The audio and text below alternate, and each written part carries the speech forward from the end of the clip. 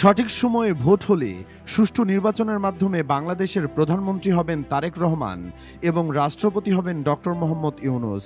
সম্প্রতি সামাজিক যোগাযোগ মাধ্যম থেকে শুরু করে চায়ের দোকানের আলোচনাতেও রাজনীতির এই নতুন মেরুকরণ নিয়ে গুঞ্জন চলমান। কিন্তু কেন হঠাৎ এই পরিবর্তনের হাওয়া বইছে? এই প্রশ্নের উত্তরে কূটনীতিবিদদের মতে বাংলাদেশের রাজনৈতিক অঙ্গনে মোড় ঘুরেছে। 5ই আগস্টের গণঅভ্যুত্থান বাংলাদেশ থেকে শুধু স্বৈরাচারী আওয়ামী লীগের শাসন সরিয়ে দেয়নি, ছাত্র জনতার আন্দোলন বিএনপির রাজনীতিতে এনেছে এক নতুন মোড়।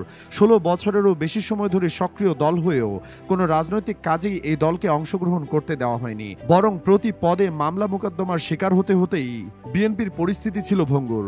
তবে এখন সময় বদলেছে। এদিকে বিএনপির কাছে জনগণের বিশ্বাস অর্জন করার জন্য নিত্য নতুন উপায় বের করাও প্রয়োজন হয়ে পড়েছে। রাজনৈতিক বিশেষজ্ঞরা মনে করেন, বিএনপি বুঝতে পারছে যে দেশের মানুষ প্রধান উপদেষ্টা ডক্টর মোহাম্মদ ইউনূসকে সাদরে গ্রহণ করে ফেলেছে। অনেকেই আবার তাকে 5 বছর ক্ষমতায় রাখতে পিটিশন ফাইল করেছেন। এমন অবস্থায় বিএনপির কাছে পথ খোলা একটাই, ক্ষমতায় আসতে হলে ডক্টর মোহাম্মদ ইউনূসকে পেরিয়ে যাওয়া সম্ভব নয়, তাকে সাথে করেই এগিয়ে যেতে হবে।